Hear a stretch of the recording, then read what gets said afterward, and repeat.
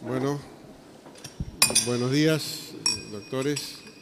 Bienvenidos acá al Senado, que además oficia juntamente con los diputados de la totalidad del Congreso. No, estaba dando la bienvenida formal a los representantes de la Asociación de Magistrados y Funcionarios. Doctor Caminos, si quiere usted iniciar la locución, sí, lo pongo en uso de la palabra.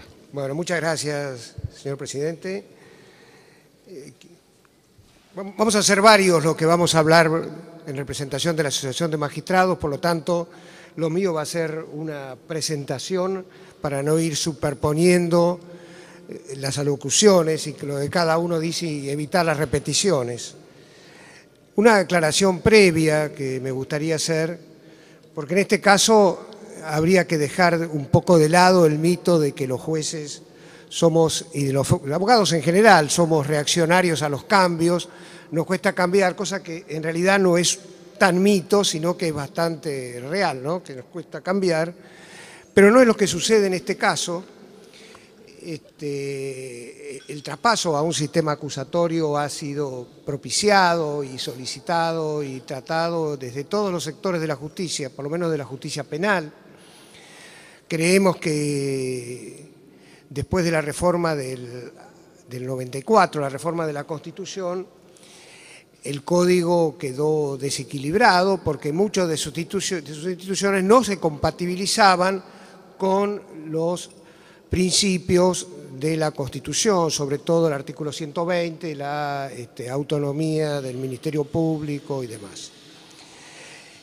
Este desequilibrio fue siendo de alguna manera solucionado por distintos fallos de la Corte que han tratado de minimizar ese impacto y lentamente el mismo código, los mismos jueces, lo fuimos encaminando hacia un sistema acusatorio, por supuesto con los límites que marca el código. Por lo tanto, no es lo que venimos a plantear en este honorable Senado, sino la forma como se está implementando el código. En rigor de verdad tuvimos el código en sí, de la ley 27.063, ha tenido poca discusión, poco debate, poca participación, y algunos de sus institutos hoy pueden ser materia de discusión, tarde, porque ya está aprobado y es ley, y no es nuestro propósito cuestionar hoy un código que ya es ley. Sí creemos que estamos a tiempo de hacerlo respecto de las leyes de implementación. Cuando el código que actualmente nos rige se implementó, Piumato dijo algo de esto, tardó como 1 año y medio, 2 años en ponerse en vigencia. Todos participamos. Yo recuerdo haber participado de algunas comisiones de implementación con otros jueces designados por el Ministerio de Justicia. Fue una tarea ardua, viajamos a las provincias, vimos códigos orales y todos estos, pese a que en ese momento se estaba incorporando un código que tenía una gran tradición en el territorio de la nación. Sabemos todos que en Córdoba funcionó desde el año 39 y paulatinamente se fue incorporando en todas las provincias, y había calificadísima doctrina al respecto, con lo cual nos podíamos nutrir de doctrina, de jurisprudencia, de experiencia. Sin embargo, tardó casi 2 años y todos tuvimos participación. De tal suerte que el día que empezó a funcionar este código, todos sabíamos lo que teníamos que hacer. Ya teníamos diseñado hasta las actas de los distintos pasos procesales, declaraciones de testigos, de indagatorias, etc. Por eso no hubo ningún problema. Y no es lo que advertimos que está sucediendo en este código, en este momento, pese a que se trata de un cambio copernicano de 180 grados, donde se dejan de lado y se suprimen aquello que ha sido una tradición procesal del país de casi 100 años, que ha sido el juez de instrucción. Entonces, este cambio requiere un amplísimo debate de todos los ámbitos, porque es lo que va a regir no solamente el procedimiento, sino en consecuencia la vida de muchos ciudadanos. Por lo tanto, lo que nos llama la atención de esto es la premura con que se está implementando. Y esta premura creemos que no va a evitar que se haga la discusión, no va a evitar las consecuencias de la falta de experiencia, porque esta falta de experiencia no es solamente en el ámbito nacional y federal, en muchísimas provincias no se aplica o en otras está recién empezando a aplicar esta carencia de antecedentes jurisprudenciales, de doctrina. Por eso todos estamos recurriendo a lo que pasó en Chile, y nuestra mirada está en Chile porque ahí tienen un poco más de experiencia y se han tomado más trabajo o más tiempo para discutirlo. Creemos que si esto sale así, ese tiempo que no vamos a poder soslayar, lo vamos a tener que hacer, lamentablemente, esa discusión y esas reformas, no bien el código se implemente. Esto es lo que nos preocupa. Nos preocupa el fracaso de una falta de participación y una falta de discusión. Pongo, por ejemplo, para no extenderme demasiado y no profundizar las cosas, ¿qué va a hacer la policía? Por ejemplo, me acuerdo que cuando el código actual se instaló, una de las comisiones de implementación era el trato, o una de las comisiones que designó el Ministerio de Justicia era el trato con la policía, preparar a la policía. Hoy la policía de la noche a la mañana va a tener que tener 3 códigos, por lo menos. Me pregunto si va a saber cómo actuar en cada uno de los casos según sea que corresponda. Sobre todo si la ciudad se divide en 4 distritos. También se está diciendo, o hemos escuchado, que no sería 4 distritos y que también se está pensando en ponerlo en el ámbito de toda la capital federal. La verdad que esos cambios que trascienden, pero que no están escritos, nos dan también una idea de una improvisación y cambio sobre la marcha de aquello que debería ser ya una cuestión tratada, una cuestión consolidada.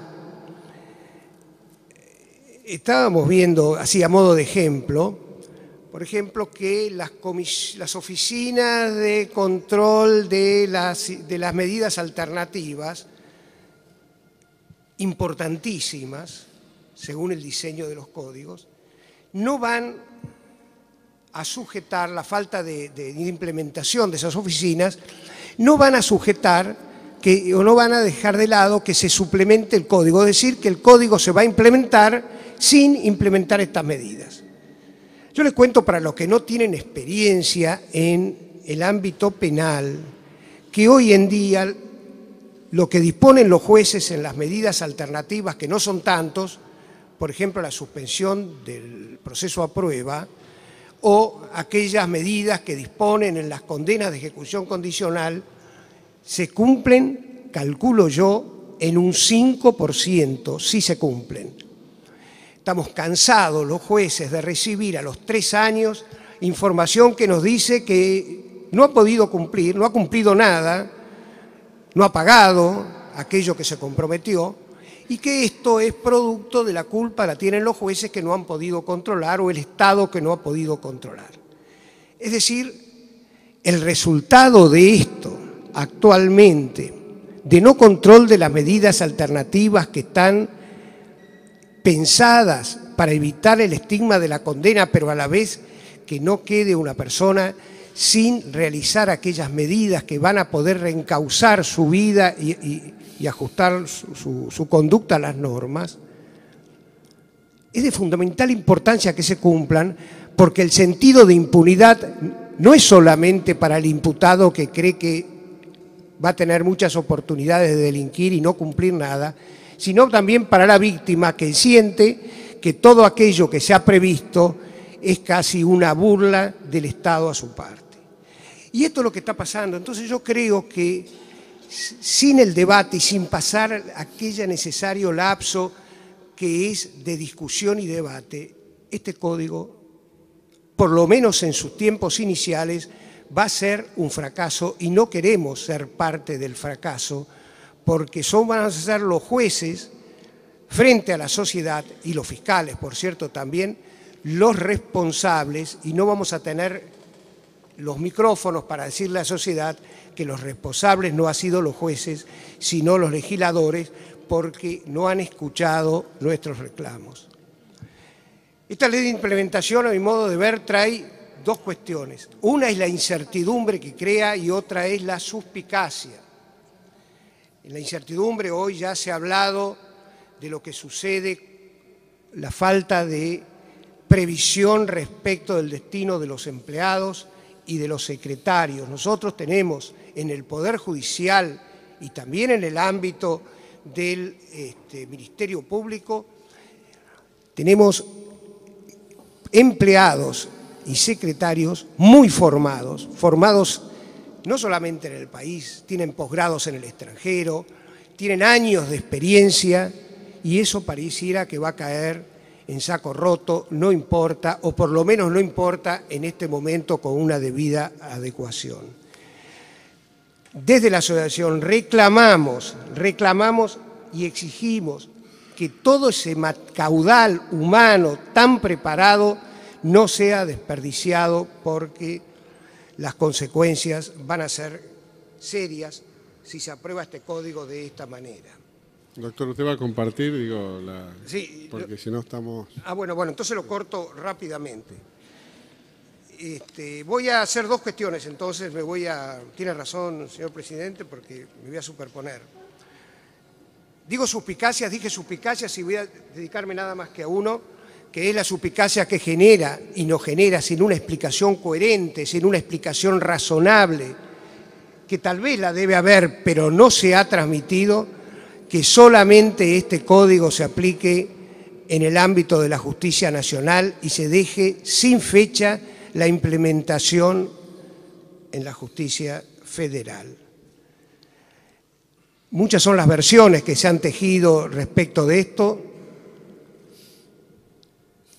No voy a ingresar en ese ámbito porque me parecería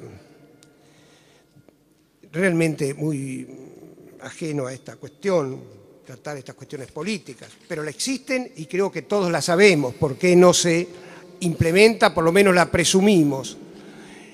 Aquí la procuradora ha dicho, y creo que con razón, que el código por venir, por empezar, es una herramienta buena para investigar o para perseguir el crimen organizado. Entonces me pregunto por qué no se empieza primero por utilizarla, no como herramienta política, sino utilizarla para perseguir el narcotráfico, la trata de personas, la evasión impositiva, la corrupción, etc.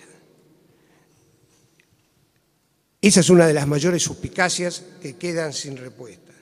Por último, para no extenderme demasiado, porque somos varios, y terminar esta presentación, quiero decir y dar una respuesta a lo que se ha hablado acá. La asociación ha discutido durante años, y creo que hay registros suficientes, doctor Tonelli, creo que lo hemos hablado en algunas oportunidades. La asociación considera que el diseño constitucional de 1994 no admite el traslado de la justicia nacional a la órbita de la ciudad de Buenos Aires. Tenemos nuestra discusión también con los convenios, pero esto sé que es una materia que sería extendernos demasiado, doctora. Podemos debatirlo, porque lo hemos debatido en todos los ámbitos respecto al diseño constitucional. No tendríamos ningún problema en traspasarlos si la Constitución lo dijera clara y expresamente. Entonces, si usted quiere, lo podemos debatir cuando quiera, pero creo que nos vamos a extender demasiado. Muchas gracias, señor presidente. Una interrupción. No, pero Lo que me gustaría, para no Si no, después nos olvidamos de lo que dijo el doctor y, si me permite, presidente, usted es el que fija las reglas. Sí. No, en primer lugar, que yo creo que la voluntad del constituyente del 94, nos guste o no nos guste, fue clara y la debemos cumplir porque eso hace al respeto a las instituciones. En eso tengo varios años en este Senado, soy la senadora más antigua, no la más mayor, la más antigua. Cumplí 14 años ya y hemos luchado siempre porque eso hace al principio del federalismo. Entonces, más allá de las personas, hay que cumplir con la institución. Lo que me preocupa, o mejor dicho, quisiera que usted explicitara un poquito más. Usted dijo que están los cuadros integrantes del Poder Judicial, que son empleados, secretarios, creo que dijo muchos los empleados abogados, con un caudal de un acervo jurídico que lo perderían. ¿Cuál es la preocupación? Porque en realidad van a ser distribuidos dentro del mismo ámbito y todo ese perfeccionamiento que ustedes han logrado en esa gente, que como dijo también, la han mandado al exterior, etcétera, va a servir a la oficina donde vaya. Sí, no sabemos cómo se va a distribuir. Pero nunca van a ser enviados, le quiero decir, va a quedar siempre dentro del ámbito, nunca van a ser enviados a otros lados, va a quedar dentro del ámbito. Bueno, el código lo menciona más. Podemos, por una cuestión de orden, tenemos más de un montón de oradores.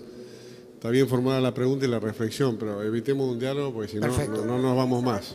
Quería, presidente, discúlpeme. El doctor ratificó la postura de que ellos no... No, aparte de eso, yo estoy pensando en las personas que trabajan en el Poder Judicial. El doctor dijo que les preocupa que tienen un conjunto de personas muy especializadas que se han preocupado para que sea así y que no hay garantías a dónde van a ir. Entonces, le pregunto ¿de dónde surge eso? El doctor quién sabría... bueno, perfecto. Ese aspecto, perfecto. Van a tratar ese aspecto los que me siguen en esto. Sí. Gracias. Adelante, doctor. Bueno, muchas gracias. Mi nombre es Santiago Quianza Valía, soy juez de instrucción. Represento un poco ese estamento, así que quería agradecer a la Comisión Bicameral la invitación y a mis colegas el voto de confianza para que los represente. Antes de contestar o ir al tema que planteó la senadora, hacer una aclaración porque hubieron muchos trascendidos en estos días que tienen que ver con una suerte de oposición de los jueces de instrucción a el paso al modelo adversarial, cosa que no es cierta, ¿sí? En primer término porque es ley y nos subordinamos a la ley. En segundo término porque suscribimos el modelo adversarial. Así lo hemos hecho no solamente en el documento que hemos presentado a esta comisión, al que hizo referencia el doctor Posielo, que lo he traído en copia si es que no estuviera a disposición, pero además hemos suscrito hace 2 años, en el año 2012, a fines de 2012, un documento con otros 200 colegas en el que específicamente clamábamos por el tratamiento de los procesos adversariales. Eso en primer término. El otro asunto que se discutía era un supuesto duelo de los jueces de instrucción por la pérdida de una cuota de poder, lo que no es cierto, por 2 razones. La primera de ellas, porque es un poder que desde el año 94 no tenemos, ¿sí? En el año 94 se incorporó el artículo 120 de la Constitución, esto es sabido. En el año 2004 la Corte Suprema dicta el fallo Quiroga y esto pone un curso de acción muy determinado en el sentido de que en la legitimación pasiva los jueces de instrucción no tienen el dominio, sino que lo tiene el fiscal y para peor, sin revisión ni siquiera de sus superiores jerárquicos. Recuerdo que hubieron un proyecto que reeditó en 3 oportunidades la diputada Conti de reforma del artículo 348 en este sentido, precisamente para adecuar al mandato constitucional la disposición del artículo 348. Entonces, en definitiva, es un poder que no se tiene. Y por otra parte, porque estamos convencidos de que el proceso adversarial empodera al juez, en el sentido de que lo corre de la necesidad de juzgar sobre el acierto o desacierto de sus propias investigaciones. Entonces, desmentir un poco estos mitos y de todos los temas que tratamos en el documento que presentamos, me voy a abocar específicamente por una cuestión de tiempo al tema de la oficina judicial, ¿sí? Lo que se prevé es una oficina judicial centralizada para abastecer a plantas de aproximadamente 25 tribunales entre jueces de instrucción y tribunales orales. Advertimos 3 objeciones genéricas. La primera es que en la ejecución va a ser prácticamente imposible y menos aún si, como han dicho antes, tiene que iniciar toda la Ciudad de Buenos Aires al unísono. reclama designaciones por concurso, ¿sí? No se han establecido, digamos, esto se tiene en cuenta con, digamos, incorpora modelos extranjeros sin cotejarlos con las realidades socioculturales, demográficas y criminógenas para determinar si son ciertas, ¿no? Es decir, si son compatibles.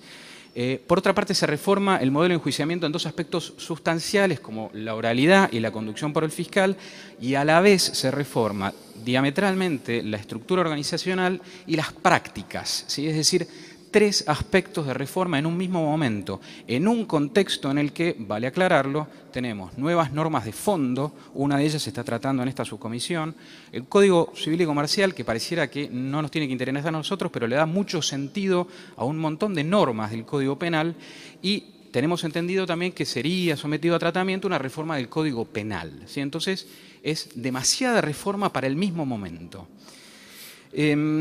Por otra parte, la cultura organizacional, que es lo más dificultoso reformar, no se reforma de un plumazo y con exclusión de los operadores de larga data, ¿sí?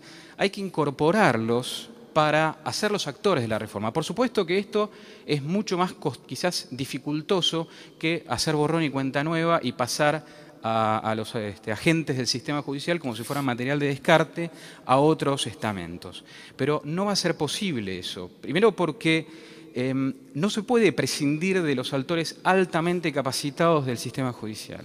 Como decía el doctor Caminos, tenemos en todas nuestras plantas de personal gente con concursos, gente que participa en las carreras de especialización del Consejo de la Magistratura, gente que tiene una carga vocacional como la que no se ve en ninguna otra estructura del Estado, que soluciona todos los déficits de la organización. Y aun cuando pudiéramos pensar en una organización novedosa y ágil, esta organización se va a insertar en un ámbito de muchas carencias, ¿sí? Vale recordar que el sistema judicial en lo penal trabaja con el Servicio Penitenciario Federal, ¿sí? Las 3 cárceles que abastecen a la Ciudad Autónoma de Buenos Aires, 2 en el conurbano, 1 en la Ciudad Autónoma de Buenos Aires, están sobrepobladas por decisiones de los distintos jueces que han intervenido. Se ha establecido cupo, y no un cupo arbitrario, sino un cupo de alguna forma consensuado con la autoridad penitenciaria, ¿sí? El Código de Procedimientos incorpora el artículo 15, las reglas mínimas para el tratamiento de reclusos de alguna forma. Cabría, digamos, reflexionar cómo vamos a hacer eso en un ámbito en el que ya tenemos una sobrepoblación, ¿no? Otros ámbitos pueden ser el de salud mental. En definitiva, no tenemos ningún establecimiento en el que internar inimputables de riesgo cierto inminente, efectivamente comprobados pericialmente. Y en definitiva, en este ámbito de carencia se inserta, ¿sí?, esta reforma que hace necesario que los jueces conduzcan su propia oficina judicial. ¿Por qué? Porque en alguna medida reclaman soluciones artesanales, reclaman persistencia, soluciones artesanales o creativas, podría llamárselas, es decir, decisiones que una vez que se emana la orden judicial deben ser adecuadas acorde a los déficits en el momento de la ejecución. No nos imaginamos cómo puede llegar a funcionar una estructura judicial en la que el juez es separado de la agencia, no tiene ninguna decisión en la implementación de las medidas subsecuentes. Es decir, una decisión judicial cobra especial referencia y dimensión en la medida en la que es ejecutada. Si en la ejecución se controvierte lo que el juez quiso decir, como muy comúnmente sucede en nuestro ámbito, lo que finalmente se materialice no va a ser lo que el juez haya decidido. En este tipo de decisiones artesanales o con persistencia, refiero a persistencia porque todos sabemos que la primera respuesta ante una orden judicial es el no. No tengo competencias, no tengo facultades, no tengo los medios para hacerlo. Y nosotros tenemos que ir superando y acondicionando eso. De alguna forma se nos quita de esa conducción del equipo y por otra parte se difumina la responsabilidad, ¿sí? El doctor Posielo hablaba antes que yo sobre la responsabilidad. Nosotros estamos asumiendo la responsabilidad de la ejecución de la medida. Si nosotros no asumimos esa responsabilidad, queda en la nada, queda en un ámbito de una oficina administrativa, en una estructura bastante, no bien implementada. Por otra parte, se prevé una serie de planteos de transferencias de personal, ¿sí? Estas transferencias de personal, de alguna forma, son autocontradictorias a las normas que están previstas para materializarlas. ¿Por qué digo esto? En el primer proyecto que tuvimos, el artículo 26 impedía directamente a los agentes de la oficina de los juzgados de instrucción abocarse a las oficinas judiciales. Incorporaron en el segundo proyecto que fue sometido a nuestro conocimiento el artículo 34, en el que específicamente se asigna a un juez de un equipo de colaboradores. Primero y principal, no se determina quién lo integra, en qué cantidad, ¿sí? Y tampoco se define el rol del secretario judicial, algo que es tan común en todas nuestras oficinas. No se les asignan funciones aun cuando específicamente no estén en todos los artículos del Código, en muchos aspectos son necesarias para dar fe, para constatar identidad de asistentes, etcétera, etcétera. Pero, de alguna forma, en el artículo 36 lo que se consigna es que los pases a otras oficinas del Ministerio Público Fiscal o de la Defensa con el nuevo sistema deben asegurar el proceso de transición, con lo cual no nos explicamos cómo vamos a poder asegurar el pase de los empleados a las oficinas laterales sin vaciar la estructura de los juzgados, que debe seguir funcionando la transición. Lo que en definitiva va a terminar sucediendo, que es lo que ya ha sucedido en el ámbito nacional en el año 92 con la reforma, en la provincia de Buenos Aires, en la que yo fui funcionario y magistrado también, ha sucedido con los jueces de transición. Se forman estructuras de personal que pasan a conformar bolsones que son recién posibles de readecuación cuando termina el proceso de implementación, ¿sí? Y que quedan en condiciones altamente desventajosas porque no han podido adecuar su cultura organizacional a las exigencias del nuevo sistema. Por otra parte, no entendemos por qué se hace referencia a la contaminación de los agentes, ¿sí? La he escuchado en más de un académico que trabaja sobre temas de gestión. Nuestros agentes generacionalmente apoyan el sistema acusatorio, ¿sí? Cuando a cualquiera de nuestros agentes se le pregunta si quieren el proceso acusatorio, van a decir que sí. El problema es que se lo somete a una incertidumbre que tiene que ver con esta falta de reasignación clara. Y por otra parte, esta necesidad de reasignación, sin que sea voluntaria, corta con la carrera judicial. La carrera judicial como algo diferenciado de la carrera del Ministerio Público Fiscal y la Defensa, ¿sí? Un chico de 18 años que sale a la facultad empieza a definir si quiere ser juez, fiscal o defensor. Y de pronto en esa lógica se inserta. La carrera judicial tiene, y más aún con esta reforma, criterios absolutamente diferenciales de la carrera del Ministerio Público Fiscal y de la Defensa. Tengan en cuenta, el Consejo de la Magistratura hoy contabiliza, ¿sí?, con puntos la carrera judicial, particularmente en los cargos letrados, ¿sí? Y con esta reforma se acaba.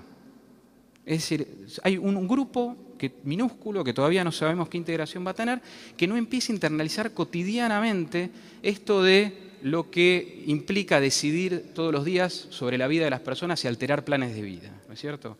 Por supuesto que el Consejo de la Magistratura da planes de capacitación, pero son estrictamente de posgrado, ¿sí? No son para la gente que desde su joven edad empieza a trabajar en las estructuras de los juzgados. Por otra parte, necesitamos una estructura, más allá de que no tengamos investigación penal a nuestro cargo, necesitamos estructura mucho más intensa de la que prevé el artículo 34. Voy a tratar de resumirlo lo más que pueda, ¿sí?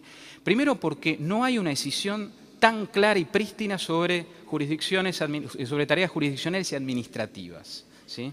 No en todos los casos es posible determinar qué es una cosa y qué es la otra. Por esto de que la ejecución de las diligencias requieren adecuaciones en su ejecución administrativa, ¿no es cierto? Y porque, por otra parte, para la toma de decisiones muchas veces hace falta, abastecer determinados requerimientos que no necesariamente son administrativos. Un ejemplo concreto es la revisión de horas de una cámara de seguridad o de intervenciones telefónicas, ¿sí?, que un fiscal le somete a conocimiento del juez como sustento de su presentación, ¿no es cierto? Entonces, esto no es una tarea estrictamente administrativa ni estrictamente judicial, es de apoyo judicial.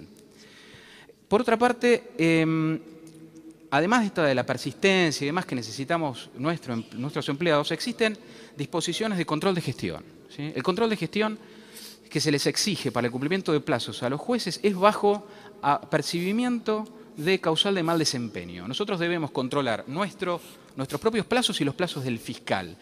Cabe preguntarse a quién le vamos a confiar ese control de plazos si no tenemos personal directamente a nuestra disposición. Un tema altamente recurrente es la agenda, el diseño de agenda. No se explica por qué no se le confía a cada organismo que establezcan su agenda. Es decir, los procesos intelectuales que conlleva el tratamiento de un asunto en una audiencia no son claramente tabulables, ¿sí? Cada proceso intelectual y cada persona tiene características distintas y por eso cada uno puede adecuar a su agenda a esos procedimientos. Además de que nosotros toleramos las muy frecuentemente demoras de inicios de audiencias, las postergaciones por inclemencias tales como que no venga el testigo, que podríamos tranquilamente estandarizar en el 50% de las asistencias a las audiencias. Por otra parte, si el temor es la necesidad de conciliar agendas de los jueces con agendas de los fiscales para la efectiva realización de las audiencias y velar por las representaciones de los fiscales, basta con que se exija normativamente que el secretario judicial, previo a fijar una audiencia, tenga el consentimiento del Ministerio Público Fiscal de una oficina que se encargue de esto, ¿sí? Control de demoras que se nos prevé. Las demoras pueden ser por razones ajenas a los magistrados, como la tan común no llegada del imputado en tiempo. No está previsto el plazo de tolerancia del magistrado, que va a tener que estar expectante para la realización de una audiencia, mientras tiene, por otra parte, que tener una pata en la estructura organizativa del juzgado de instrucción en las causas de transición. Controles previos a la fijación de audiencia. Pongo un ejemplo, el caso de las audiencias de control de prueba o de presentación de sobreseimientos exigen controles administrativos previos a la fijación de la audiencia, que en realidad no son administrativos, sino que son parajudiciales. Requerimientos de auxilio. Las partes pueden requerir el auxilio incluso de la fuerza pública. ¿Quién va a disponer del ejercicio de la fuerza pública si no es un magistrado, cuando el ejercicio de la fuerza pública es una coerción? Anticipos extraordinarios de prueba. Algo tan común con la Cámara Gesell, ¿sí? La jurisprudencia de la Corte ha dicho en reiteradas oportunidades, a raíz del fallo Benítez y subsecuentes, que solamente se podrán incorporar por lectura aquellas medidas realizadas durante la instrucción que tengan efectivo confronto y contralor de las partes, ¿sí? Entonces, para la realización de una Cámara Gesell es necesaria la presencia judicial para poder resolver aquellas cuestiones o incidencias que se planteen durante su curso. Para esto necesitamos un fedatario, para que documente el acta. No está previsto. Hay una diligencia probatoria judicial que está específicamente establecida, que es la del reconocimiento en rueda de personas. Dice, el juez la dispondrá. No sabemos cómo, si no vamos a tener un fedatario que da acta. Las oficinas de las medidas alternativas y sustitutivas. El código dice que va a arrancar la implementación aún cuando estas oficinas, que son necesarias para determinar si se dispone la libertad o si se interrumpe una libertad en ejecución, no estén implementadas. Con lo cual cabe preguntarse quién va a desarrollar todas las actividades que son confiadas a la Oficina de Medidas Alternativas. Y con esto concluyo. Una de las críticas que se otorga a lo que nosotros planteamos es la falta de visión global. En definitiva, lo que nosotros, los jueces de instrucción, tribunales y demás, es que particularmente cuando tendría que arrancar toda la Ciudad Autónoma de Buenos Aires en un mismo momento, es necesario que llevemos esta implementación con nuestras propias secretarías. Vale decir que la oficina judicial de los organismos prevista por el artículo 57 del Código Procesal Penal sea las actuales secretarías de los juzgados y tribunales, ¿sí? Con su personal especializado, con el director judicial que sería el secretario, ¿sí? Al que si le asignamos el rango o el rol de director judicial, le asignamos todas las funciones que están previstas ya en la ley, algunas que podrían adecuarse o agregarse, y esto permitiría una reforma mucho más sencilla del sistema, además de hacerlo acompasadamente con la transición. Y todo esto a costo cero. A costo cero. Podrían aplicarse la necesidad de atribución de recursos a otras agencias que trabajan en el sistema penal, como las que dije, Servicio Penitenciario Federal, Dirección de Salud Mental, para que de una vez por todas se implemente el dispositivo de internación para inimputables, que está pendiente desde hace 3 años y sobre lo cual hemos hecho planteos, incluso en la Corte Suprema de Justicia de la Nación, que no se están implementando. Entonces, la verdad que observamos necesidades mucho más imperiosas que la de una oficina judicial, que además es mucho más conducente que arranquemos con nuestra propia Secretaría. La falta de visión global que se le atribuye a esto puede ser fácilmente solucionable mediante la coordinación institucional que ya está prevista normativamente, que se le puede asignar al organismo que tiene superintendencia, léase la Cámara de Apelaciones respecto de los tribunales de primera instancia, que puede coordinar la ejecución de las distintas oficinas judiciales de cada uno, como es hoy, y puede incluso pronunciarte. Bueno, quedo a disposición de los señores legisladores. Entre los dos se han consumido casi todo el tiempo, pero no vamos a permitirle a los doctores que, mucho más breve, por supuesto, puedan hablar. Hacemos porque por ahí los otros contestan algún tema que usted y se tenga una visión integral. Adelante, doctor. Sí, lo tenía. Gracias. Mi nombre es Alejandro Nochetti Achával, yo soy juez de un tribunal oral. Bueno, primero agradecer a la Comisión Bicameral esta invitación y esta posibilidad de ser escuchados y esperanzados en realidad de realmente ser escuchados. Es decir, que todo esto que estamos aportando sea tenido en cuenta a la hora de que este proyecto sea debatido ya para ser sancionado como ley. Por lo que venimos diciendo, evidentemente, creo que no quedan dudas de que la forma y el modo en que este proyecto de implementación ha sido introducido sin ninguna participación nuestra, nos deja casi las manos atadas para poder dar solución a la cantidad enorme de conflictos que todos los días se presentan en los distintos tribunales, juzgados de instrucción y tribunales orales. Es decir, cuando se habla de que a través de este código los jueces nos quejamos porque sentimos una pérdida de poder, eso no es tal. No es una pérdida de poder, es la pérdida de poder ejercer nuestro poder jurisdiccional. A través de muchos mecanismos que están tratados en el proyecto de implementación, se nos coarta la posibilidad de realizar debidamente nuestra función para la cual hemos sido designados por el Congreso de la Nación.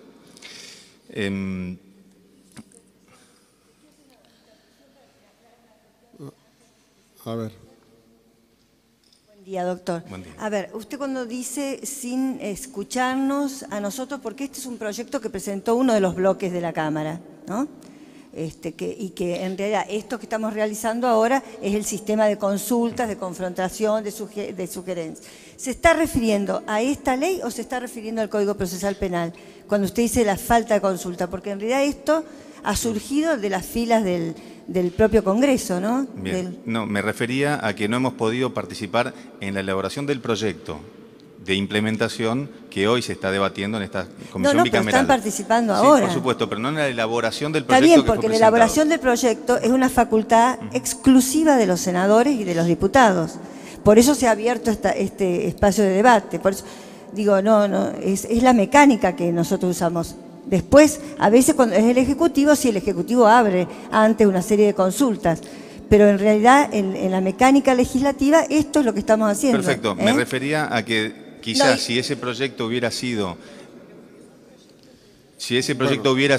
puesto a conocimiento... Por eso, de legisladores son. No sé si puedo contestar. Sí. Doctor, a ver, conteste. Me refería a que si ese proyecto hubiera sido puesto a mano de algunos jueces para poder opinar antes de que sea ya directamente el proyecto que está siendo tratado, quizá muchos de estas críticas que estamos produciendo en este momento no hubiera sido necesaria traerlas acá a la Comisión Bicameral. Solamente eso, no es que... No, está bien, porque como usted también dijo, que ojalá seamos escuchados. No, discúlpeme, senador Urtubey, porque la verdad... Por eso quiero darle la razón a usted. Sí, claro, yo vengo de 800 kilómetros para escuchar a los señores jueces y es casualmente por esto, porque abrimos el debate, discutimos y nos nutrimos de lo que ustedes dicen. Por eso es que también hacemos preguntas, para sacarnos las dudas que ustedes pueden responder. Gracias. No, por favor. Con respecto a lo que quería decir, que en estas condiciones no estamos en condiciones, valga la redundancia, de dar una solución satisfactoria a la sociedad, es que quiero detenerme en algunos aspectos. Algo que ya fue mencionado con respecto a esta oficina de medidas alternativas y sustitutivas. Hay una gran cantidad de medidas que los jueces deben o debemos adoptar y que va a ser necesario, como ahora el nuevo Código Procesal Penal hizo desaparecer, creo que elogiosamente lo digo, todo sistema de excarcelación y somete la posibilidad de que una persona sea controlada de acuerdo a otro tipo de medidas en las que están enumeradas en el artículo 177, pero esas medidas están controladas por una oficina de medidas alternativas y sustitutivas. Dentro de esas medidas figura la obligación de someterse al cuidado y vigilancia de una persona o institución determinada, la obligación de presentarse periódicamente ante el juez o ante la autoridad que él designe, la prohibición de salir sin autorización previa del ámbito territorial que se determine, la retención de documentos de viaje, la prohibición de concurrir a determinadas reuniones, de visitar ciertos lugares, de comunicarse o acercarse a determinadas personas, el abandono inmediato del domicilio si se tratare de hechos de violencia doméstica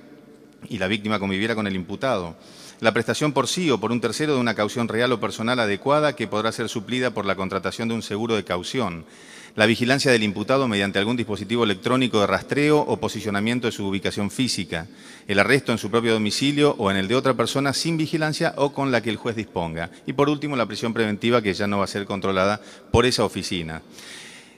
Todas estas medidas, como reitero, van a ser controladas por una oficina de medidas alternativas y sustitutivas. Pero antes de ser dispuestas, debe haber una audiencia con presencia de las partes y de algún representante de la oficina de medidas para que esa oficina también haga un informe sobre cuál de las medidas corresponde dictar en el caso concreto. Para todo esto, falta que se cree la oficina de medidas alternativas. Pero no solamente eso, sino que falta que se cree la dirección de control, de la cual va a ser supeditada esa oficina de medidas alternativas. Para que sea creada la dirección de control, hace falta que se convoque un concurso de oposición y de antecedentes, que sea designado el candidato que resulte el mejor posicionado o el que se considere que deba ocupar ese cargo y que se solicite el acuerdo del Senado de la Nación. Es decir, estamos muy lejos todavía de conseguir que esa oficina de medidas alternativas pueda comenzar a funcionar. ¿Esto qué significa? Que si esa oficina de medidas alternativas no funciona, todas estas medidas que están dispuestas en el artículo 177 y que de acuerdo al proyecto de implementación comenzaría a regir a partir del 1 de septiembre de este año, significa que todas las personas a las que se les va a aplicar alguna de las medidas que no sea la prisión preventiva van a quedar sin control en la calle. Y además el Código establece también un sistema de que la prisión preventiva va a estar destinada a muy pocos casos, con lo que al reducir también la cantidad de personas que puedan estar detenidas en prisión preventiva, que creo que eso también es un elogio que hay que hacerle a la ley, lo cierto es que antes debiera crearse toda la estructura suficiente como para controlar eso. ¿Y por qué es esto? Porque la prisión preventiva solamente va a poder ser dictada cuando a la persona, al imputado, esté siendo investigado por un delito que no permita una condena de ejecución condicional. Es decir, toda aquella persona a la que se le imputa un delito que puede ser dejado en suspenso va a quedar a través de alguna de las medidas alternativas, pero nunca en prisión preventiva, más allá de la presunción fundada que pueda tener el juez de que esa persona en libertad es peligrosa procesalmente. Procesalmente me refiero a que intentará eludir la acción de la justicia, entorpecer el avance de la investigación. Peligrosidad procesal. Además, esa oficina de medidas alternativas va a estar también destinada a controlar el cumplimiento de la forma en que se vayan desarrollando las distintas penas que impongan los tribunales de juicio. Entre ellas, por ejemplo, una persona que sea condenada a una pena en suspenso y que se le aplique alguna de las obligaciones contenidas en el artículo 27 bis. Nadie lo va a controlar. Las condenadas a prisión domiciliaria, nadie los va a controlar. Todas las medidas que sean relacionadas con la aplicación de una suspensión del juicio a prueba, nadie las va a controlar. Entonces, en una época de nuestra historia social en la que la sociedad justamente reclama más y más seguridad, le estamos contestando apresuradamente con un sistema que deja en libertad a todas aquellas personas que justamente, en libertad y sin control, a todas aquellas personas de las cuales la sociedad reclama una medida distinta. ¿Y quiénes son los responsables? Los jueces, que hace poco algún candidato presidencial inclusive dijo, basta de jueces escarcelables. Escarceladores, perdón, escarceladores. Otro de los temas que me parece que afecta esta premura con la cual se quiere comenzar a regir el Código Procesal está dada en la cantidad de vacantes que hay en la justicia de instrucción y en la justicia de los tribunales orales. De los 49 juzgados de instrucción, actualmente hay 13 vacantes. Entre los 30 tribunales orales de los 90 jueces, hay 15 vacantes que recién se han tomado los exámenes del concurso para ser cubiertas esas vacantes. Es decir que no vamos a estar dentro de un año todavía con esas vacantes cubiertas. En lo que es la etapa preliminar de la investigación penal, se establece la presencia directa y personal del juez en todas las decisiones porque son tomadas oralmente. Bueno, evidentemente va a haber muchos casos en los que no vamos a tener juez que pueda ocuparse de esas medidas, de esas audiencias. Porque no sé cómo se solucionaría la cuestión de las subrogancias donde no hay candidatos para subrogar. Y lo último es algo relacionado con la exposición que hizo la doctora Gil Carbó el martes pasado, relacionada con, venía hablando ella de que había que unificar, creo que correctamente, las fiscalías, que no estuvieran estancadas, diseminadas, sino que fueran un mismo organismo y que se encargaran todas de lo mismo. Y a partir de ahí empieza a decir que justamente los criminales, las redes criminales, no se ajustan a esas jurisdicciones y por lo tanto hay que atacarlas justamente de la misma manera. Y comenzó a decir que las manifestaciones del crimen organizado son el narcotráfico, la trata de personas, el contrabando, los delitos económicos y otros más. Y dijo, cuando recién asumí, conocí los ministerios públicos provinciales, conocí los ministerios públicos de la región que ya habían dado ese paso. Y me pareció evidente que la Argentina no podía quedar, o el sistema federal, se corrigió, no podía quedar colgado del curso de la historia manteniendo un sistema procesal perimido. Así es que pensamos, dentro de lo que nos permitía la ley vigente, trabajar en un nuevo modelo con dos ideas fuerza: la lucha contra el crimen organizado y la impunidad, y la federalización de la política criminal del Ministerio Público Fiscal. El desafío era diseñar un dispositivo que nos permitiera investigar de manera eficiente el narcotráfico en Orán, con 400 kilómetros de frontera seca, o la explotación ilegal de hidrocarburos cercana a las Islas Malvinas. Para eso nos basamos en tres pilares, en tres herramientas pilares: la creación de las procuradurías especializadas, las direcciones y programas de apoyo técnico y los fiscales coordinadores de distrito. Todo esto que estamos viendo, que las bondades que destacaba la doctora Gil Carbó de un código procesal federal, paradójica, llamativa y sorpresivamente no va a ser aplicado justamente a la justicia federal. Es todo lo que... Doctor Pérez Rolas. Señores legisladores, integrantes de esta Comisión Bicameral de Monitoreo e Implementación del nuevo Código Procesal de la Nación, muchas gracias por recibirnos y cedernos el uso de la palabra en este ámbito.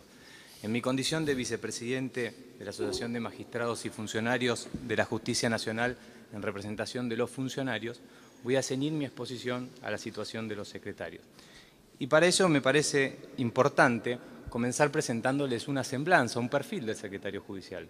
Se trata de un funcionario que accede a su cargo luego de un desempeño promedio de 15 años en el Poder Judicial de la Nación, de haber transitado por un promedio también de 6 cargos del escalafón, y de haber ocupado todas las posiciones, todo el reparto de funciones que se da en el marco de un juzgado, de un tribunal oral y de una cámara. Es decir, el secretario, como tal, conoce desde la arenilla administrativa de los albores del expediente, la consulta policial, telefónica, el turno, pasando por las decisiones y resoluciones intermedias, hasta colaborar con los jueces en las resoluciones más complejas que pueda tener la decisión de un expediente. Por su parte, estos secretarios judiciales, que en muchos casos han ingresado al Poder Judicial en la categoría de meritorios, esa curiosa y singular categoría que existió hasta hace algunos años en el Poder Judicial, que se trataba de empleados que asistían a sus funciones, asistían a sus lugares de trabajo, que tenían responsabilidades, pero que a la hora de cobrar no se encontraban convidados. Esto define un poco el perfil, la vocación del secretario judicial. Un funcionario que tiene inquietudes académicas en la medida de los permisos que le otorgan las cargas y la cantidad y el volumen de horario de trabajo que le insume su función, que registran antecedentes de posgrado valiosos, algunos han incursionado en el terreno de la docencia, otros de las publicaciones, en temáticas jurídicas siempre vinculadas al desempeño específico de sus funciones. Y son por lo demás estos secretarios judiciales quienes han sido reconocidos por el Consejo de la Magistratura a partir del dictado del Reglamento de Subrogaciones, resolución 8/2014, como las personas que se encuentran en mejores condiciones para reemplazar a los magistrados. De allí que las leyes 26.372 y 26.376, que prevén listas de conjueces, puedan verificar la incorporación de algunos secretarios en los últimos años en estos cuerpos. Es decir, se reconocen en el secretario judicial, se reconocen calidades, conocimientos que incluso exorbitan la tarea que les propia y que los permite presentarse como la persona más idónea para reemplazar al juez. Aclarado esto, sentada esta posición, esta semblanza liminar, deseo abordar ahora cuál es el lugar sistemático, cuál es la función que le va a dar el ordenamiento procesal al secretario. El Código Procesal Penal que está expirando a partir de la implementación del nuevo código, el de la Ley 23.984, se refería al secretario judicial y a sus funciones en más de 30 artículos. Algunos se aplicaban para la instrucción, otros para el juicio oral, otros para los secretarios que actuaban por ante las cámaras de apelaciones, etc. El nuevo Código Procesal Penal de la Nación no nombra al secretario, no lo nombra, no le asigna funciones específicas. Ante esta situación, rápidamente entramos a discurrir en el articulado para ver cuál era el lugar, cuál era la función que se le daba. Y a poco de iniciar la lectura, recalamos en el artículo 34, en donde se hablan de los equipos de trabajo asignados a los jueces. Ahora bien, esos equipos de trabajo, según la lectura de la ley, no se saben cómo van a estar conformados, por cuántos se integran, quiénes lo integran, cuál es el lugar del secretario en ese equipo, si mantienen sus funciones de liderazgo, que además le son propias a partir de sus conocimientos técnicos, si va a ser el coordinador, el jefe, el director de este equipo. No se sabe, ni tampoco en qué cantidades van a ser integrados estos equipos. Ante esta incertidumbre seguimos en la lectura del proyecto de implementación y caemos en el artículo 36 que habla de la oficina judicial. E independientemente de los problemas que genera la oficina judicial en el modo en que ha sido prevista, y que ya se han ocupado en extenso quienes me precedieron en el uso de la palabra, vemos que tampoco tiene una capacidad para recibirlo. Usando de ejemplo la circunscripción primera, donde se implementaría en un primer lugar el nuevo código, vemos que esta cuenta con 16 juzgados de instrucción y 8 tribunales orales, lo que computan 24 secretarios titulares, sin siquiera referirme a los contratados o a aquellos que son efectivos pero no desempeñan la titularidad de la Secretaría. Y en la estructura, en el desagregado, en el anexo de esta oficina judicial que actuará ante la circunscripción primera, advertimos un cargo de secretario letrados y 3 cargos de secretario de primera instancia que van a desempeñar esas funciones específicas en las que se desagrega la oficina judicial, que son de administración, de atención al público y de gestión de casos. Pero tenemos 24 contra 4. Allí tampoco encaja. Entonces seguimos rápidamente en la lectura del articulado y llegamos al artículo 47 y vemos una doble alternativa. Por un lado, los convenios de transferencia a los ministerios públicos y por otro, la reasignación de funciones a cargo de esta comisión de implementación y transición que funcionará en la órbita del Consejo de la Magistratura. Y allí corresponde nuevamente dividir el análisis de la cuestión porque son 2 institutos que merecen tratamientos diferenciados. Los convenios de transferencia son correctos. Muchas personas, muchos secretarios que se han formado en el Poder Judicial en la tarea investigativa pueden querer continuar ejerciendo esta función en los ministerios públicos y está bien que así sea. Es necesario que la ley de implementación aclare expresamente que estos funcionarios concurren a los cargos del Ministerio Público en igualdad de condiciones con los funcionarios del Ministerio Público. No solo basta esa genérica mención de los antecedentes profesionales y los derechos adquiridos. Se debe decir expresamente que concurren en igualdad de condiciones y con igualdad de consideración para ocupar esos cargos jerárquicos que se crean en las estructuras de los ministerios públicos. Por ejemplo, los defensores coadyuvantes o fiscales auxiliares. Esto debe estar específicamente delimitado en la ley. Y los convenios también debieran ser anteriores a la puesta en funciones, porque si no necesariamente vamos a caer en esa situación, en esa tan temida bolsa de funcionarios, de funciones residuales, que todos sabemos que es un antecedente negativo, ¿no? Nadie se esfuerza por subrayar en su currículum haber pertenecido a una bolsa o un conjunto residual de funcionarios que aplicaban a funciones que han quedado abrogadas por un nuevo código.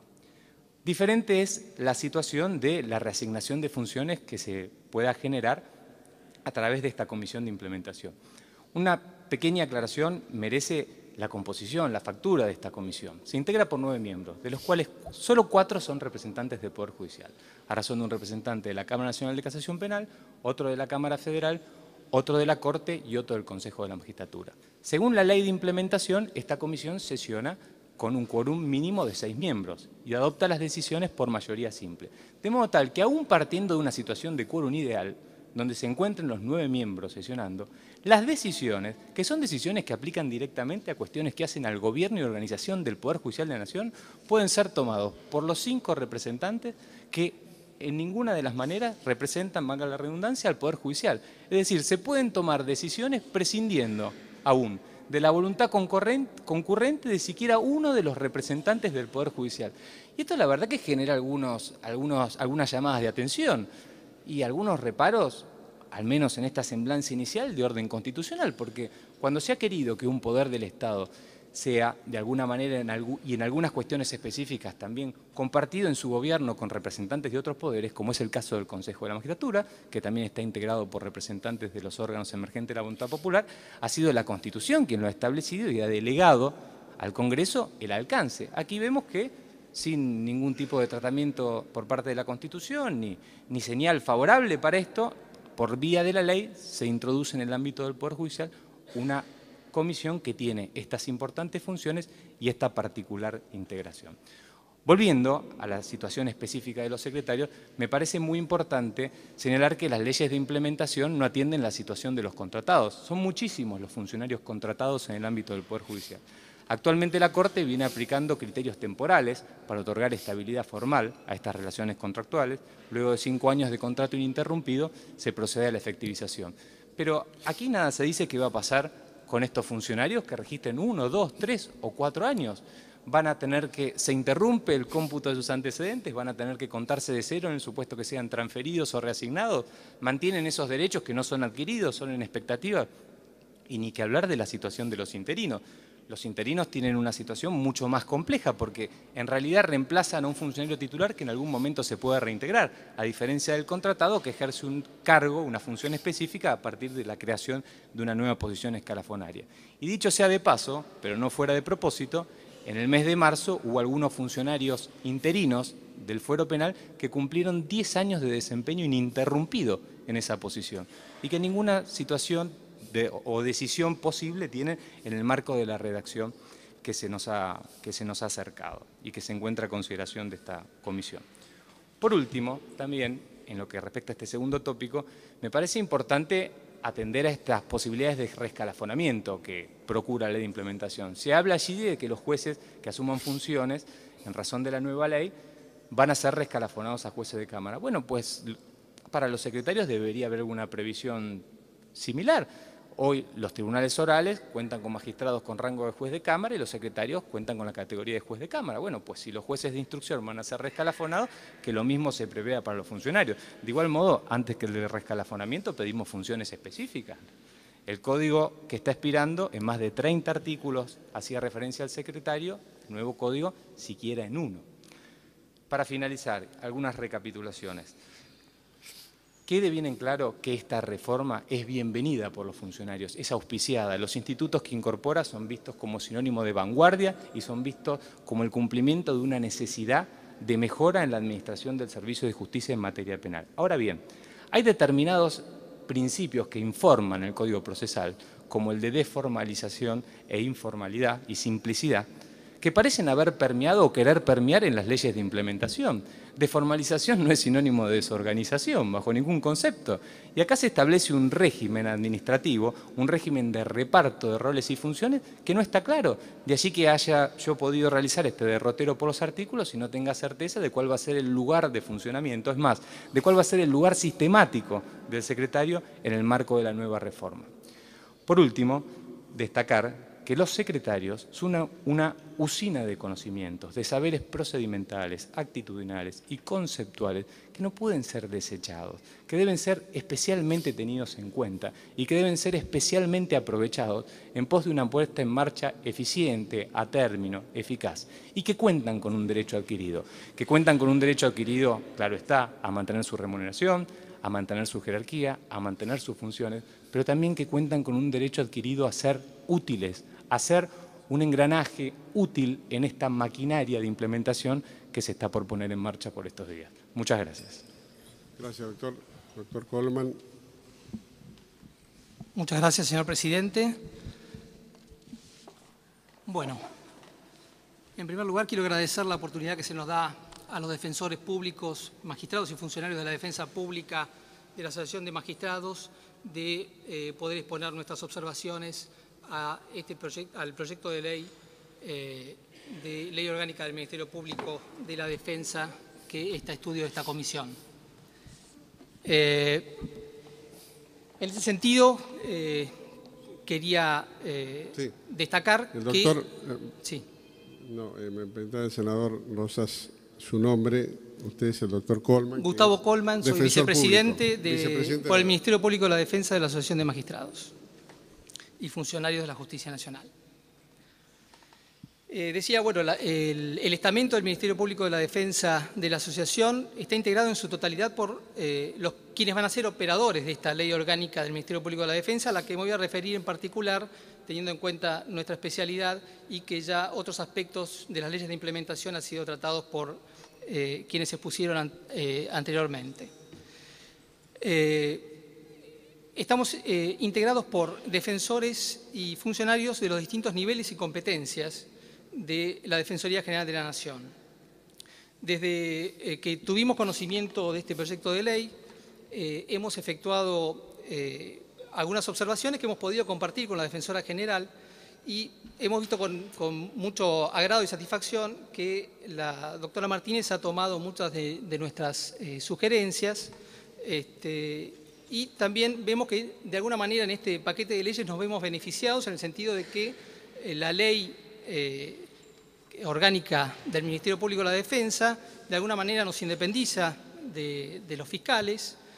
Tenemos por fin una ley autónoma de los fiscales con las particularidades de nuestros menesteres destacadas en la misma y que recepta muchos de los principios por los cuales hemos estado peleando mancomunadamente con la Defensora General de la Nación en los ámbitos internacionales, llámese Asociación Interamericana de Defensores Públicos o Bloque de Defensores Públicos del Mercosur. En ese sentido, como destacara la Defensora General, vemos que se han tomado los principios que ha consagrado la resolución 2841 de la Asamblea General de la Organización de Estados Americanos, en el documento hacia la autonomía y fortalecimiento de la defensa pública oficial como garantía de acceso a la justicia. Y tenemos que el proyecto de ley consagra a la institución de la defensa como una institución de protección de los derechos humanos y le otorga la tan anhelada autarquía financiera para que pueda ser verdaderamente autónoma. Pero, sin embargo, bueno, compartimos también, la doctora Martínez nos ha sacado mucha letra, pero voy a destacar algunas cosas que compartimos de su alocución aquí y algunas otras que, en todo caso, les voy a dejar un documento donde las especificamos más pormenorizadamente. En primer lugar, somos críticos de las instrucciones particulares para los defensores públicos. Los magistrados de la defensa pública no solo defendemos el interés general de la sociedad, sino también los intereses particulares de nuestros defendidos.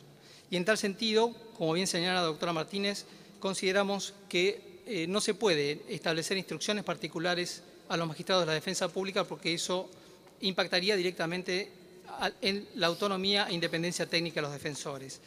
Así se ha sostenido además en algunos documentos que, por lo que vemos, se ha basado este proyecto, como el documento Ejes para una reforma del Ministerio Público del año 2004, en que intervinieron el Centro de Estudios Legales y Sociales, el INESIP y la Asociación por los Derechos Civiles, en el cual recomiendan ya eliminar las instrucciones particulares de la actual ley del Ministerio Público, por lo cual entendemos que esta ley debe ser superadora de la actual, que ha sido elogiada en todos los ámbitos y que ha sido de gran utilidad durante tantos años, y esas instrucciones particulares deben ser suprimidas y en todo caso reemplazadas por recomendaciones generales, al igual que lo hace el proyecto de ley que está en estudio respecto de los fiscales. En igual sentido, hemos sido muy críticos de la figura del defensor coordinador. La propia Defensora General sostuvo aquí que le parecía que tenía un exceso de funciones esta figura. Nosotros la consideramos innecesaria porque, en definitiva, las funciones que podría realizar sin interferir la autonomía e independencia técnica de los magistrados de la defensa pública son funciones de superintendencia que pueden ser delegadas por la autoridad central. Con lo cual entendemos que esa figura tampoco no debería existir. Y si se decide porque permanezca en el texto de la ley, tendría que acotarse a tareas de superintendencia a las funciones de este magistrado. Asimismo, tampoco debería estar avalado que realice coordinación de oficio, dado que para que existan más de un defensor oficial en un expediente, solo debe darse el supuesto de que haya intereses contrapuestos, con lo cual la coordinación debe ser a pedido de los magistrados, conforme lo establece la propia ley, el propio proyecto de ley en su artículo 24. Los defensores tenemos el deber de informar cuando tenemos causas de especial complejidad, de trascendencia pública o que requieran una asistencia especial. Entonces, esa asistencia especial debe ser solicitada por el magistrado para que no haya una interferencia de otro magistrado en sus funciones tan particulares.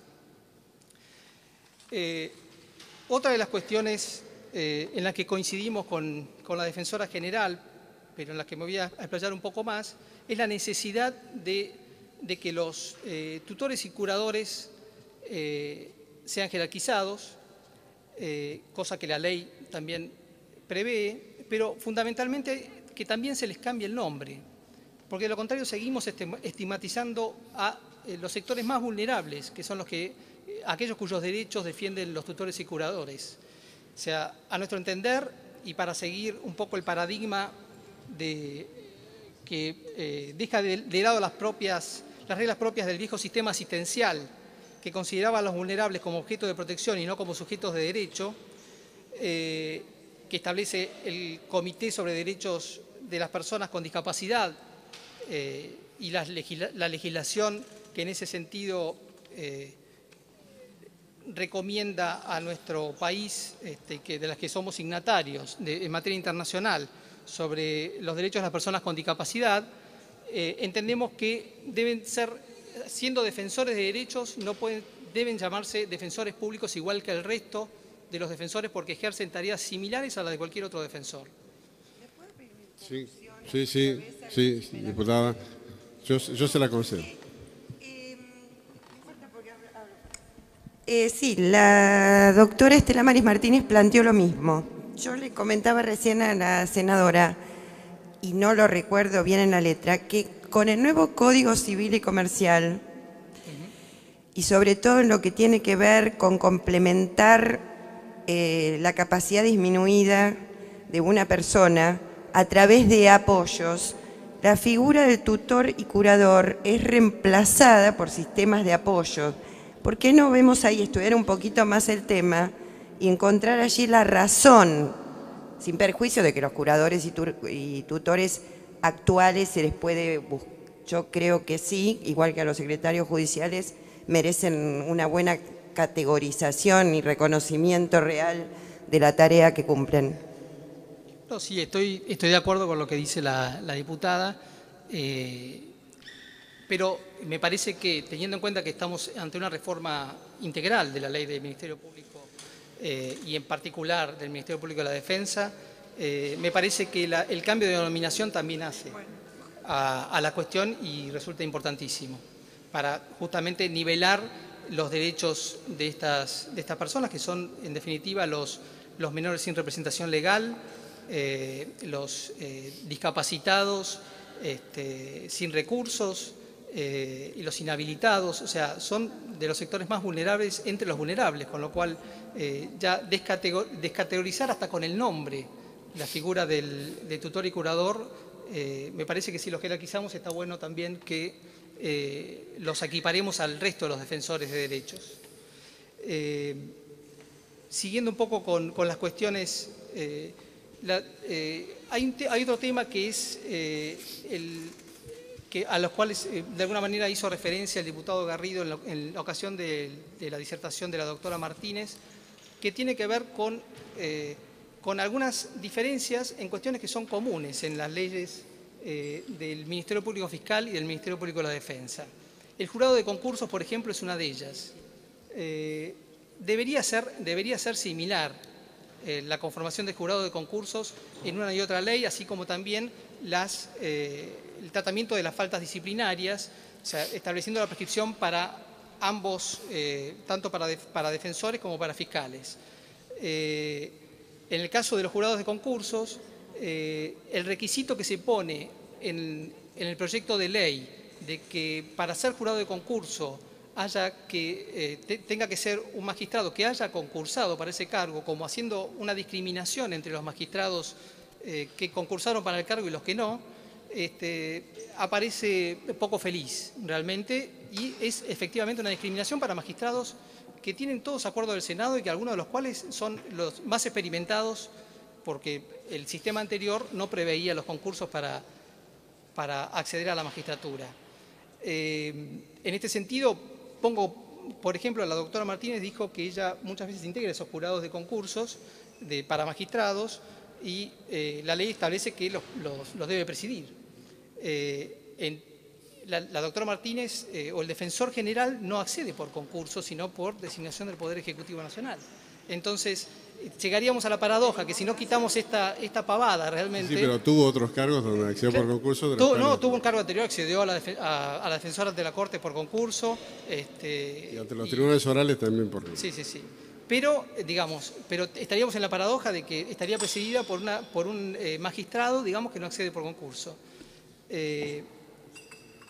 Otra cuestión tiene que ver con que no puede haber un defensor público oficial que esté jerárquica y remunerativamente por debajo de los magistrados del Ministerio Público Fiscal y Judicial y del Poder Judicial ante los cuales actúa.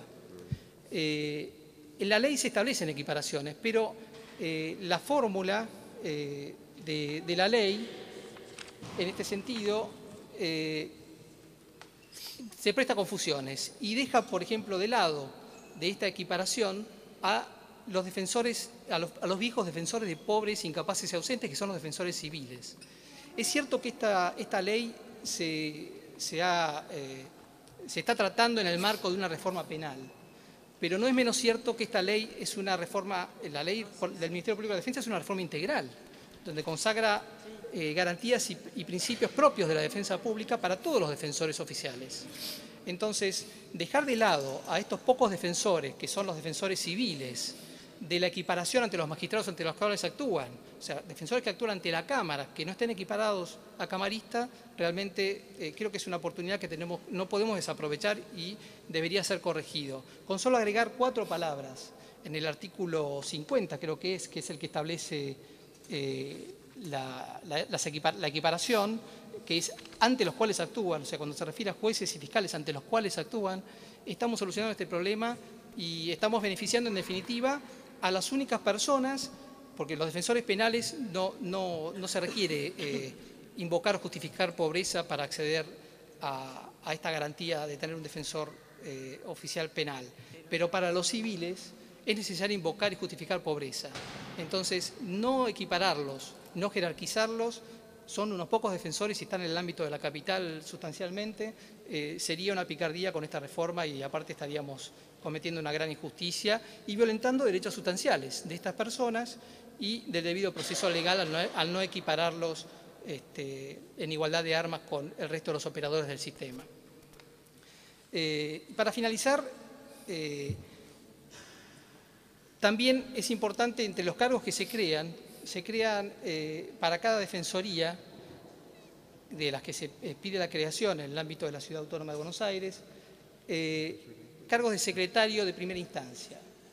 Teniendo en cuenta que son defensorías que van a ser de instancia única, que van a actuar, que van a ser en definitiva defensores equiparados a jueces de Cámara y fiscales de Cámara, entendemos, como también señalara anteriormente el doctor Pérez Roller, que estos funcionarios que se asignan a cada defensoría deben ser cuanto menos secretarios de Cámara. O sea, de hecho, la hermenéutica de las resoluciones actuales de la Defensora General ha sido la de ir equiparando a los secretarios de primera instancia que actúan ante tribunales colegiados, en defensorías ante tribunales colegiados o de Cámara, a secretarios de Cámara o prosecretarios letrados que tienen la misma jerarquía que secretarios de Cámara.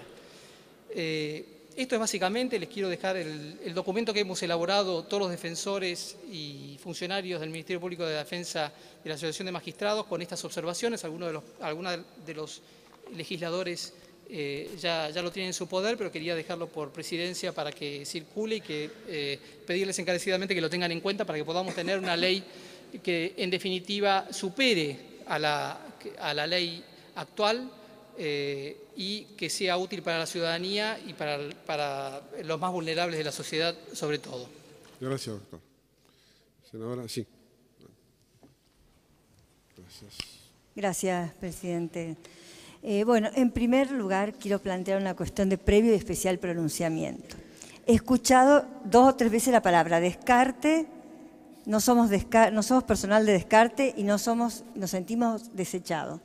El Papa Francisco le da un significado muy fuerte a esa palabra, descarte, que no podemos obviarla en el tratamiento. Entonces yo lo que quiero darles, como integrante de la comisión e integrante del Senado de la Nación, la tranquilidad que no estamos tratándolos como personas de descarte, de ninguna manera, y que casualmente estamos en este ámbito para recepcionar las inquietudes de ustedes. Lo de los secretarios no le pregunto porque lo comparto totalmente y estuvimos hablando inclusive con la diputada que ahí hay que hacer una reforma. Lo que le pido que si ustedes han traído algo elaborado al respecto, sería muy bueno que lo entreguen al presidente de la comisión para que lo podamos tratar.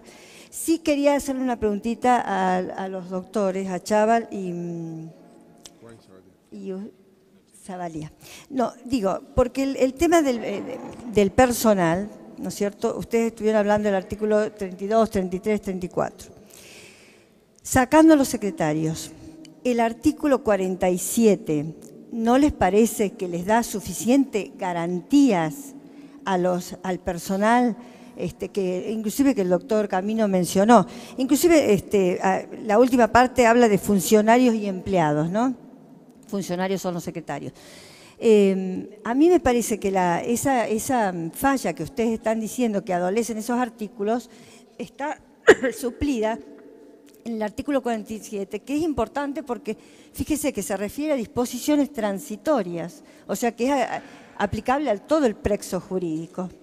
Esa era la primera pregunta. Y la otra pregunta con respecto a lo que usted comentó de que cómo hacíamos para pasar de un proceso a otro, ¿no es cierto?, de los que de los que estaban con el viejo sistema y los que van al nuevo sistema, si es de su opinión que habría que agregarle una norma transitoria o si ustedes han redactado algo sobre eso para poder suplir, porque en realidad lo que estamos tratando es de sacar el mejor proyecto de ley. Bien. Y si no, que la redacte. ¿Cómo no? Bueno, con respecto a la primera pregunta sobre las funciones del personal, el artículo 47 creo que deja lugar a algunas dudas. Por eso no lo veo tan claro como parece que usted sí lo ve. El 47 dice reasignación de funciones. A propuesta de la Comisión de Implementación y Transición, el Consejo de la Magistratura podrá instrumentar mecanismos de reasignación de funciones en la planta de funcionarios y empleados del Poder Judicial, respetando sus antecedentes profesionales y especialización. Los funcionarios y empleados podrán traspasarse a los órganos u oficinas que esta ley contempla. También podrán ingresar a las nuevas estructuras del Ministerio Público Fiscal o de la Defensa, de acuerdo a los convenios interinstitucionales que se firmen a tal efecto. Es decir, parece ser que la primera posibilidad es pasar a las oficinas judiciales, que es un trabajo netamente administrativo, como ha quedado redactado en el proyecto de implementación. La posibilidad de ejercer una actividad que no sea exclusivamente administrativa está sometida a la firma de convenios interinstitucionales que, como dijo el doctor Pérez Roller, remarcó que no existe esta posibilidad. Podrá firmarse esos acuerdos, esos convenios. No sé si fue usted, doctor, o el que dijo que ellos pierden la carrera judicial, pierden todo lo que han hecho en los distintos escalafones, que perderían la carrera judicial. Y como además acá dice que no serán afectados, funcionarios con anterioridad a la vigencia, no serán afectados y serán considerados para la cobertura de nuevos cargos que se crean por la otra ley. O sea, yo no veo que se les pueda cortar la carrera judicial o que se les prive de los derechos adquiridos. Sí, primero y principal, yo no dije ellos, sino se pierde la carrera judicial. Es decir, la pérdida de la carrera judicial impacta en el Poder Judicial de la Nación y en toda la sociedad. Es el único curso de aprendizaje futuro para un sinnúmero de pautas de los futuros jueces. Todos los que estamos de alguna forma aquí hemos entrado en algún momento como pinches y quisimos ser jueces, hicimos toda nuestra carrera, llegamos a funcionarios y terminamos siendo jueces. Es decir, primero, un tema en lo que usted plantea con el artículo 47. Lo primero es que este artículo 47 es ejecutoriable una vez concluida la transición. Es decir, piense que es necesario sostener la estructura de los juzgados para concluir la transición. Entonces, lo que no nos explicamos es por qué, como sucedió en la reforma del 92, el juzgado de instrucción, en su momento, que pasó digamos, mantuvo la misma denominación, aunque con distintas facultades, mantuvo la estructura y, por un lado, realizó las actividades de instrucción del Código Viejo, el Código Barrio, y después inició paralelamente y acompasadamente el Código según Ley 23984, y cada uno fue ajustando sus pareceres. Por supuesto, hubieron necesidades de adaptación, jurisprudencia, etcétera, etcétera, pero en definitiva fue exitosa la experiencia, más allá de que después de la Constitución del 94 el Código quedó, quedó en un desbarajuste por una cuestión esencial que fue el artículo 120. O sea, que habría que incorporar un artículo de transición. En realidad nosotros no hablamos de un artículo de transición. Nosotros lo que planteamos es la necesidad de que la oficina judicial del artículo 57 sea la Secretaría. Es decir, no en una disposición de transición, sino el Código Procesal, en el artículo 57 dice, los jueces serán asistidos por una oficina judicial. No dice una oficina judicial para varios jueces, ¿sí? Con lo cual no existe ningún obstáculo normativo para que esto sea así. La experiencia indica, por todas las razones que ya apuntamos, que es necesario que cada secretaría sea su oficina judicial. De esta forma se da certidumbre a todo el personal del Poder Judicial. Se aprovecha no solamente los jueces, sino la sociedad de la experiencia y vocación, la fuerte carga vocacional de sus empleados. Mire, yo verdaderamente le invitaría a un turno de habeas corpus en cualquiera de nuestros tribunales. Uno no necesita decirle a ninguno de los empleados lo que tiene que hacer, hasta cuándo tiene que quedarse. Es autónomo. Es decir, esto que ustedes están viendo de las movilizaciones colectivas que están sucediendo en el ámbito de la justicia nacional tiene que ver con que se corta la carga vocacional. Los empleados penales, se los puede decir Piumato, no hacen paro por cuestiones salariales. Acá se les está cortando la carrera judicial como diferenciado del Ministerio Público. Esto no quiere decir que ¿Cómo se supera, doctor, esto? Porque usted dice, acá está como esto. Le digo, bueno, es decir, como le digo, la oficina sea la Secretaría. Exactamente, la oficina judicial sea Secretaría, el director es el secretario, con esto se lo jerarquiza y se le dan funciones específicas, se mantiene esta necesidad de que la unidad de gestión y gobierno de cada tribunal sea la propia Secretaría, y por otra parte permite acompasadamente implementar sin costo una reforma y adecuarla al proceso de transición. Esto no quiere decir, porque esto es importante decirlo, que la reforma del Código prevé una reforma de modelo, con lo cual muchos de los agentes que tienen una vocación mayor desde lo investigativo, porque puede suceder, van a querer integrar estructura del Ministerio Público Fiscal. Claro. Que la cláusula transitoria sea que aquellos que desde el inicio quieren pasar a integrar las actividades investigativas puedan pasar, pero que como principio se sostenga la estructura judicial. Y lo que sí sería bueno es que esto sea con una previsibilidad de qué es lo que van a ir a hacer a las fiscalías, que es lo que hoy no hay.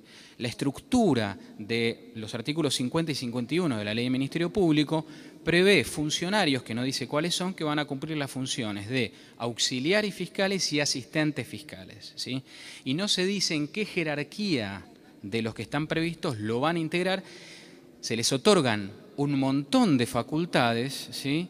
pero habría que capacitar y que por lo pronto que tenga la posibilidad de ver, como sucede en la provincia de Buenos Aires, por ejemplo, cuáles son las funciones que pasarían a ser. Yo le puedo asegurar que así como la oralidad percude en los organismos judiciales, también lo hace en el Ministerio Público. Es decir, que esa falta de mayor abocamiento a tareas de asistencia judicial se va a ver tanto en las oficinas del Poder Judicial como las del Ministerio Público, porque el fiscal va a hacer sus planteos oralmente.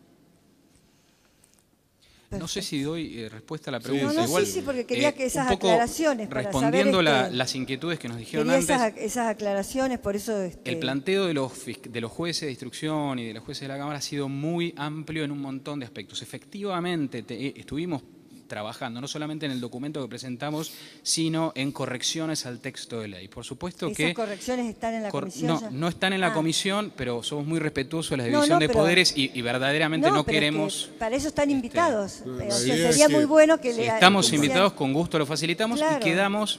Porque sería, esta es muy una bueno oportunidad eso. muy breve, quedamos a disposición de lo que ustedes quieran para seguir nosotros trabajando en talleres. Nosotros Entonces vamos a lo circular tendrían que entre todos mandar los a senadores. la presidencia para que nos lo haga llegar Así va a ser. a todos. También los abogados de la matrícula tienen una gran vocación por la justicia y por la equidad, no únicamente los que trabajan en el Poder Judicial. Yo he sido presidenta de un colegio de abogados, miembro de la FACA, no puedo dejar de decirlo. Seguramente. No Gracias. queda duda. Gracias. Vamos a hacer un cuarto intermedio hasta las 14 horas. Muchas gracias.